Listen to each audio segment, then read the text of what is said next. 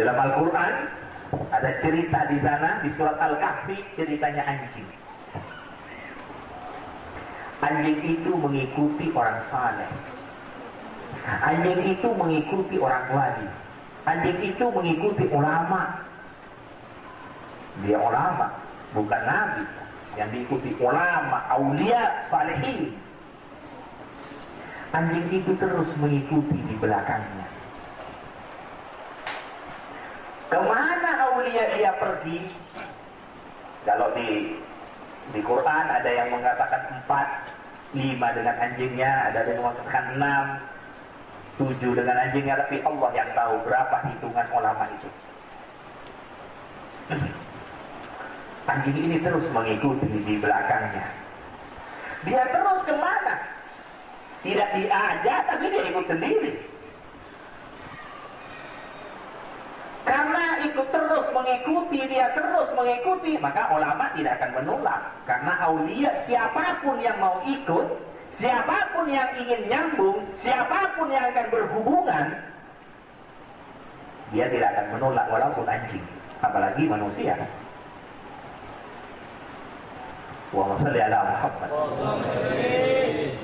Karena beliau itu diletakkan di bumi sebagai penyalurnya rahmatnya Allah Subhanahu wa ta'ala, pewaris dari para nabi. Anjing ini terus mengikuti. Batik mereka terus norok runtek, terus. Karena terus mengikuti, akhirnya ulama itu, orang saleh itu memperhatikan kepada anjing. Karena diperhatikan memperoleh perhatian, masuk nurnya kewalian ke anjingnya tadi. Karena diperhatikan, karena tidak mungkin aulia memperhatikan seseorang kalau tidak karena Allah. Tidak mungkin memperhatikan semakhluk pun kalau tidak karena Allah.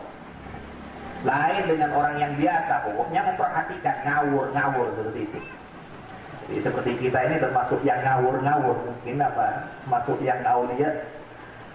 Itu para salihin. Setelah anjing itu diperhatikan, maka dia masuk ke nurnya walinya Allah Subhanahu wa ta'ala ke dalam dirinya.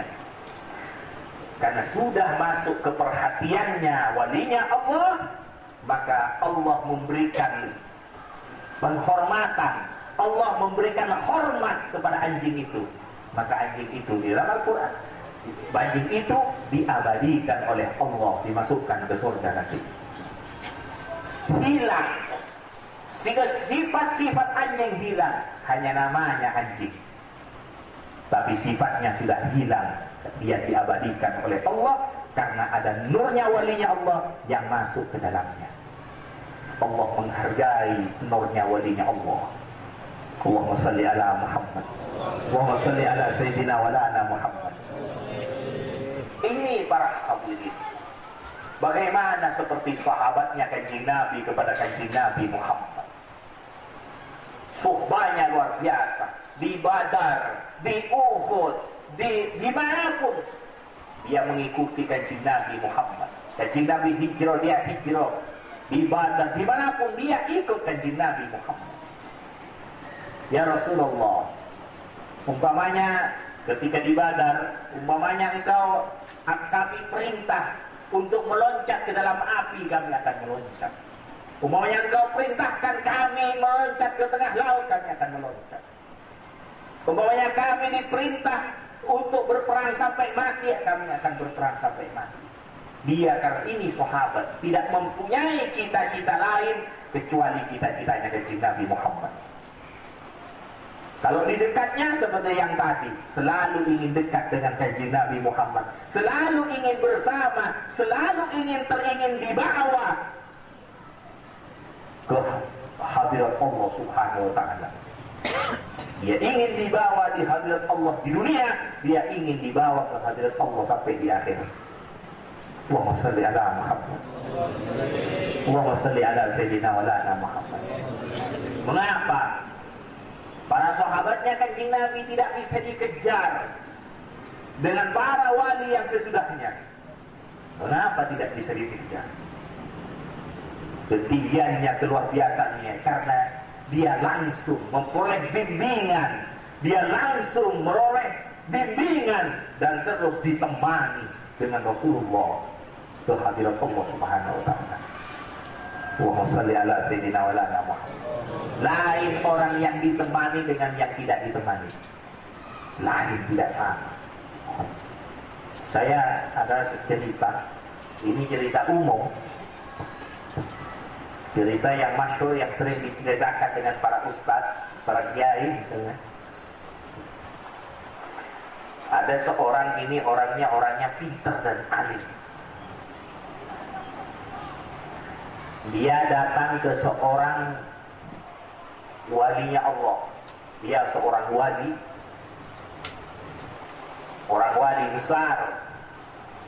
Orang yang pintar ini datang. Ketika itu, waktu menikah, orang wali ini ngimami salat. Kemudian orang wali yang tadi itu lisannya pelat. Kenapa bahasa Indonesia? Selok. Sampai lok lah, coba pelat. Dia menjadi imam. Kalau membaca bacaan di dalam sholat, dia ada bacaan yang kurang tepat, tapi bukan disengaja, memang karena lisannya seperti itu. Karena sudah lisannya seperti itu. Dia sholat, Allahu Akbar. Orang yang pandai itu bermakmum di belakangnya, baru datang gitu. Setelah mendengar, dia datang dari jauh dengan teman-temannya. Setelah mendengar bahwa bacaan yang dibaca di dalam sholat dia sebagai imam karena ada yang kurang tepat, maka dia mufaraqah. Sholatnya terus. Pertama kan niatnya usolli makmuman. Sholatnya terus, cuma niat makmumnya, niat bermakmum diputus. Sholatnya terus. Dia sudah tidak niat bermakmum lagi karena melihat imam demikian.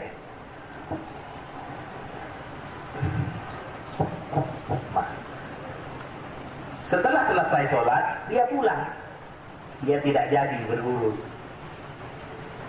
Dia pulang, malamnya bermimpi. Bermimpi dari Allah Subhanahu wa ta'ala. Ya Hasan, seandainya kamu tadi terus bermakmum di belakangnya, itu lebih baik dari sholatmu seumur hidupmu. Sehingga abana ya Hasan, itu lebih pena dari Allah Subhanahu wa ta'ala. Sehingga abana Hasan terus amakmum dan kemudian jadi sekalian lebih bagus dari sholat tawatna seumur hidup tawatna. Lebih bagus, lebih baik dari sholatmu seumur hidupmu. Kamu hanya memperhatikan lisannya, sedang aku memperhatikan hatinya. Salli ala Muhammad. Maka setelah bangun dia mencari, selalu dia kemudian hatinya terus nyantol kepada aulia-aulia. Dia akhirnya terus mencari orang-orangnya Allah, orang-orangnya Rasulullah, pewarisnya Rasulullah. Sampai akhirnya orang yang bermakmum tadi, akhirnya dia menjadi salah satu min auliya Allah Subhanahu wa ta'ala yang besar dan diakui kewajibannya dengan para wali-wali yang lain, yaitu Sayyidi Syekh Hasan Basri yang sangat terkenal. Allahumma shalli ala Muhammad. Semoga apa yang saya sampaikan manfaat barakah. Amin. Bagaimana kalau dengan sahabatnya Kanjeng Nabi, dia setiap hari, setiap waktu dia bermakmum di belakangnya Rasulullah Sallallahu alaihi wasallam. Saya punya guru sudah wafat. Guru saya pernah bercerita kepada saya, Khalil. Dia bercerita kepada saya, dia memanggil Khalil kepada saya. Ya Khalil, Saya duduk di dekatnya, guru saya bercerita. Dia sudah wafat. Radhiyallahu. Dia berkata, ya Khalil, saya pernah datang kepada aulia-aulia, ulama-ulama salihin,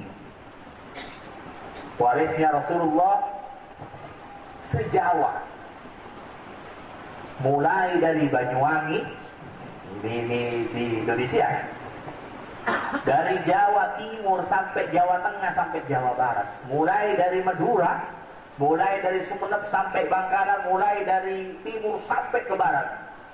Saya datangi satu persatu. Apa keperluannya? Dia mendatangi aulia hanya ingin bermakmum, ingin sholat bersama beliau.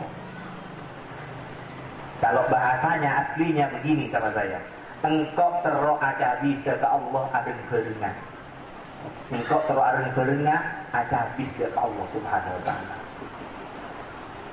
Setelah dia bermakmum selesai, kalau dingin-dingin dia berangkat pindah ke ulama yang satunya. Ada yang kadang-kadang menunggu, ada yang harus menunggu, kadang-kadang tidak ada, dia menunggu sampai 2 hari, ada yang menunggu sampai 4 hari, ada yang harus menunggu sampai seminggu, dia tunggu. Ada yang menunggu sampai 10 hari, dia tunggu. Di mana dia sholat, kalau sudah selesai bermakmum, walaupun 1 kali, dia meneruskan perjalanan. Dia keliling kemana-mana, hanya ingin sholat bersama aulia, walinya Allah, orang yang saleh. Keliling kemana-mana, hanya ingin sholat bersama. Pindah lagi. Ini keinginan beliau. Ini sambungannya orang-orang yang ingin bersama dengan para pewarisnya kanjeng Nabi Muhammad kepada Allah Subhanahu wa Ta'ala. Allahumma shalli ala Muhammad. Seperti yang disampaikan tadi, umpamanya kamu kalau terus bermakmum 1 kali saja, lebih bagus, lebih baik dari sholatmu seumur hidupmu. Allahumma shalli ala Muhammad. Bagaimana dengan sahabatnya kanjeng Nabi Muhammad sallallahu alaihi wasallam? Allahumma shalli ala Muhammad. Para hadirin, orang ini bermacam-macam nyambung kepada Rasulullah sallallahu alaihi wasallam.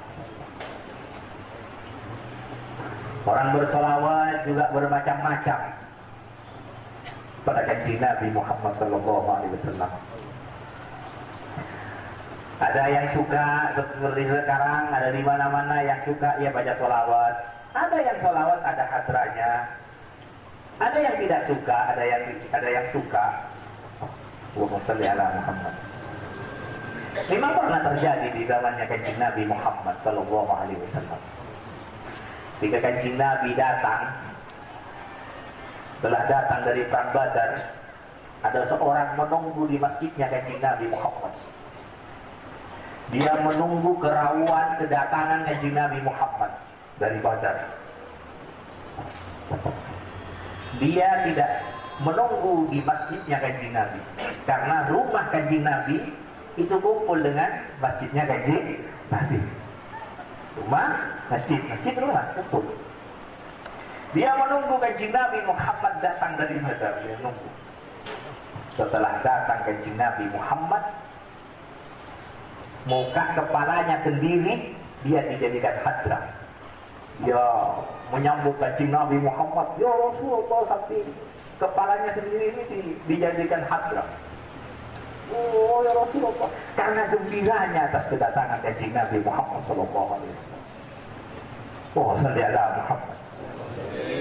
Orang yang gembira dengan datangnya kanjeng Nabi Muhammad, pasti Allah tidak akan menyanyiakan dia, akan digembirakan juga nanti di akhirat.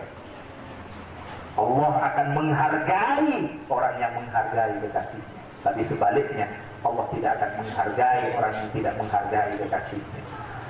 Allahumma shalli ala Muhammad. Ada dulu di Yaman ini terjadi ke Atiba, Oning Atiba ini. Salawat Atiba ini, Oning Atiba ini. Dia punya guru, Syekh Abdul Rahman Ad-Dibai. Dia punya guru. Itu gurunya senang kalau baca sholawat dia diiringi dengan hadrat. Jangan dibalik. Ini jangan dibalik. Kadang-kadang orang dibalik. Oh itu kok sholawat mengikuti hadrat? Tidak. Hadrat yang mengikuti sholawat, jangan dibalik. Yang tidak boleh sholawat mengikuti hadrat. Itu sul adab. Itu sul adab. Hadrat mengikuti sholawat. Itu yang boleh. Tapi kalau dibalik, sholawat mengikuti hadrat, itu sul adab. Cangholang. Jadi konslet itu hanya sedikit. Konslet ini hanya sedikit. Dibalik saja sudah konslet. Dia senang baca sholawat dan diiringi dengan hadrat. Ini kuburannya, astanya ada di Yaman. Dia berpesan, kalau aku mati, kalau aku wafat, tidak usah dibaca yang lain. Baca sholawat dan diiringi dengan hadrat. Dia berwasiat seperti ini. Biasanya kalau orang meninggal kan baca la ilaha illallah seperti itu. Ada yang subhanallah dan macam-macam. Ini tidak. Kalau aku meninggal, ambilkan hadrat, bacakan sholawat dan iringi dengan hadrat sampai ke kubur. Setelah meninggal, gurunya Syekh Abdul Rahman Ad-Dibai ini meninggal. Terus ada seorang ulama, ini muridnya, ini orang yang tidak mau hadrat. Setelah jenazahnya, dia bilang jangan diiringi dengan hadrat, jangan dipukul dengan hadrat, jangan. Ini wasiat, sudah tidak usah. Itu wasiat yang tidak usah dikerjakan. Itu wasiat yang sia-sia. Tidak usah dikerjakan wasiat itu, wasiat yang sia-sia, tidak usah. Karena dia yang menyatakan jiwa ulama, maka tidak dia menghadap. Maka jenazahnya itu tidak ada kuat yang akan membawa. Ia akan ada gelap. Jenazah itu kakek yang gak ada gelap. Sampai 10 orang, 20 orang, tidak ada yang kuat mengangkat jenazahnya. Akhirnya sampai datang lagi bersama-sama, tidak ada yang kuat. Terus akhirnya, ya kalau seperti itu sudah hadrahnya pukul. Ambilkan hadrah, dibaca sholawat. Ya Nabi alaman ini, terus jenazahnya berangkat sendiri ke kubur. Tidak usah dipikul. Sampai sekarang kuburannya masih ada. Langsung berangkat sendiri sampai ke kubur. Allahumma shalli ala Muhammad. Begini wali-walinya Allah. Dia lisannya mengucapkan, dia tidak mengucapkan sesuatu kecuali dia karena Allah Subhanahu wa taala. Dan perhatikan, karena Allahnya tidak sama dengan karena Allahnya orang biasa. Karena Allahnya kadang-kadang sama, tapi sitrumnya tidak sama. Nah, Rasulullah lillahi ta'ala. Orang juga ada yang lillahi ta'ala. Tapi lillahi ta'alanya Rasulullah tingkatannya tentunya tidak akan sama dengan lillahi ta'alanya kita. Allahumma shalli ala Muhammad. Allahumma shalli ala Sayyidina wa ala Muhammad. Para hadirin, di dalam sholat kita diajari, perhatikan, di dalam sholat kita diajari, setelah kita bersalam kepada Kanjeng Nabi Muhammad, Assalamualaikum, kepanutan kita yang diikuti kita, panutan kita, Assalamualaikum ayyuhan nabiyyu wa rahmatullahi wa barakatuh. Setelah itu, Assalamu alayna wa ala ibadillahi salihin.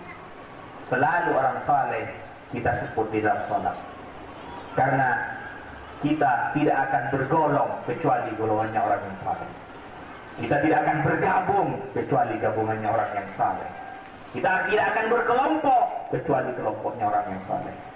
Jangan berkelompok kecuali kelompoknya orang yang saleh. Jangan bergabung kecuali gabungannya orang yang saleh. Jangan bergolong kecuali golongannya orang yang saleh. Itu sudah yang diaturkan kita, yang dibaca oleh kita di dalam salat. Assalamualaikum wa ala ibadillahis shalihin. Itu juga menjadi permintaan kita, juga menjadi doa kita dan bacaan kita. Ihdinas siratal mustaqim, siratal ladzina an'amta 'alaihim. Ihdina, bimbinglah kami. Ihdina, bawalah kami. As-siratal mustaqim, ke jalan yang lurus. Jalan yang lurus, kalau lurus, betul, kita melihat dari sini, yang jauh itu kelihatan karena lurus. Jadi hak. Wa shalli ala Muhammad. Siratal ladzina an'amta 'alaihim, yaitu jalannya orang-orang yang telah Engkau beri nikmat. Siapa an'amta 'alaihim? Para nabi. Siapa an'amta 'alaihim? Para siddiqin. Siapa an'amta 'alaihim? Para syuhada. Siapa an'amta 'alaihim? Para sholihin. Jangan keluar dari golongan ini. Jangan keluar dari, walaupun kita bukan nabi, misalnya bukan para syuhada, para siddiqin, para syuhada, para sholihin, kita harus bergabung dengan beliau. Ini permintaan kita kepada Allah. Berilah kami apa yang telah Engkau berikan kepada beliau, nikmat-nikmat berikanlah kepada kami. Tentunya kita harus bergabung dengan beliau. Maka dari itu kita lihat, kita bergabung dengan para nabi atau tidak? Oh, bergabung. Kedua, para syuhada, para siddiqin bergabung apa tidak? Oh, bergabung. Kepada para syuhada bergabung? Oh, bergabung. Para sholihin bergabung atau tidak? Bergabung. Kalau tidak menjadi orang yang soleh, bergabunglah dengan orang-orang yang soleh. Wa shalli ala Muhammad.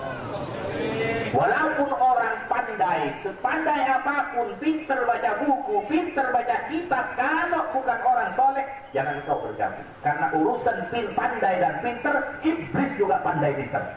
Kalau urusan kitab, ilmu Quran, ilmu kitab-kitab yang dahulu para nabi, itu para ulama, iblis juga pandai. Kalau iblis tidak pandai, tidak mungkin bisa menggoda orang yang pandai. Mengapa bisa iblis menggoda orang pandai? Karena iblis pandai. Cuma dia tidak masuk ke golongannya orang-orang yang soleh, atau tidak bergabung dengan orang-orang yang soleh. Makanya jangan kagum dengan orang yang pandai. Lihat dulu dia bergabung dengan siapa. Kalau urusan pinter, urusan alim, iblis juga pinter dan alim. Dia perhatikan dia bergabungnya kemana. Wa shalli ala Muhammad. Wa shalli ala Sayyidina wa lahana Muhammad. Semoga apa yang saya sampaikan manfaat. Makanya kita terapkan di dalam sholat, ihdinas siratal mustaqim, siratal ladzina an'amta 'alaihim. Wa shalli ala Muhammad. Moga-moga manfaat, moga-moga barakah. Semoga kita menjadi orang termasuk minas shalihin. Kalau tidak, semoga kita masuk ke dalam gabungannya orang-orang yang saleh. Wa shalli ala Muhammad. Wa shalli ala Sayyidina wa lana Muhammad. Para hadirin, di sini juga ada santri. Saya juga pernah nyantri. Tapi masuk santri sungguh apa tidak saya, Allah yang tahu. Para hadirin sebagian ada santri dari mana, tentunya macam-macam yang ada di sini. Ada santri ini, ada santri sana, ada santri ini. Perhatikan, para hadirin ingin tahu siapa santri itu. Ingin tahu kepada santri, perhatikan. Yang dinamakan santri, walaupun saya nanti keluar dari ini, itu bukan santri. Kalau ada di dalam ini, itu santri. Kalau tidak ada, bukan santri. Santri ini sepengetahuan saya, kalau orang tidak ada mahabbah di hatinya, tak ada pangangkep di hatinya, tak ada pangisto, tak ada mahabbah, tak ada cinta di dalam hatinya kepada para aulia, para shalihin, para ulama, pewarisnya Kanjeng Nabi Muhammad, walaupun dia pernah mondok 40 tahun misalnya, dia bukan santri. Walaupun dia misalnya tidak pernah mondok, apalagi pernah mondok, tapi ada mahabbah di sini, ada cinta di sini, pangangkep pangisto kepada para aulia, para sholihin, para ulama, pewarisnya Kanjeng Nabi, walaupun dia tidak pernah mondok, dia adalah santri. Apalagi pernah mondok. Karena yang dinamakan santri yaitu as-suhbah. Coba perhatikan bagaimana sahabatnya Kanjeng Nabi. Allahumma shalli ala Muhammad. Coba perhatikan bagaimana sahabatnya Kanjeng Nabi. Allahumma shalli ala Sayyidina Muhammad. Jadi walaupun dia sudah pernah mondok 10 tahun, 40 tahun, tapi tidak ada di dalam hatinya pangestu, mahabbah, cinta kepada para aulia, para ulama, para sholihin, pewarisnya Kanjeng Nabi Muhammad, dia bukan santri. Walaupun dia sudah pintar baca buku, baca kitab, pintar berpidato, pintar ini, maaf, dia bukan santri. Karena yang dia maksud santri, dia itu suhbah. Coba perhatikan bagaimana sahabatnya Kanjeng Nabi. Shalli ala Muhammad. Jadi ini hubungan modal pertama. Allahumma shalli ala Muhammad. Allahumma shalli ala Sayyidina lana Muhammad. Kalau sudah ada modal, tinggal memperoleh penghasilan dari Allah Subhanahu wa taala.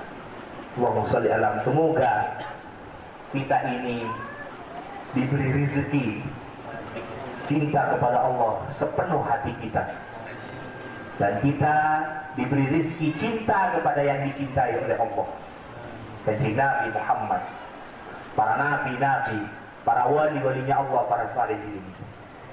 Dari itu cintailah Allah sepenuh hatinya, dan cintai Rasulullah karena dicintai oleh Allah. Demikian juga para nabi-nabinya Allah, demikian juga para pewarisnya Kanjeng Nabi Muhammad. Cinta kepada Allah dan cinta kepada yang dicintai oleh Allah Subhanahu wa taala. Semoga apa yang saya sampaikan manfaat, barakah. Kita diberi rezeki mahabbah, sambungan kepada Allah, cinta kepada Allah dan cinta kepada yang dicintai oleh Allah Subhanahu wa taala. Kita akan digabungkan dengan orang-orang yang saleh seperti doanya Nabi Ibrahim alaihissalam, "Rabbi habli hukma walhiqni bis-shalihin." Gabungkanlah aku dengan orang-orang yang saleh. Nabi Yusuf juga berdoa, "Tawaffani muslimah walhiqni bis-shalihin." Gabungkanlah aku dengan orang-orang yang saleh. Nabi Sulaiman juga di dalam doanya, "Wadkhilni bi rahmatika fi ibadikas shalihin." Masukkanlah aku dengan rahmatmu ya Allah ke dalam hamba-hambamu yang saleh. Kita tidak bisa lepas dengan orang saleh. Semoga kita dikumpulkan di dunia dan di akhirat dengan orang-orang yang saleh, orang-orangnya Allah, orang-orangnya Rasulullah sallallahu alaihi wasallam. Allahumma hdina bihudak wa la tudillina waliyan siwa waj'alna mimman yusari'u fil ridha wa la taj'alna mimman khalafa amraka wa 'asa. Hasbunallahu wa ni'mal wakeel wa la haula wa la quwwata illa billahil aliyyil 'azim.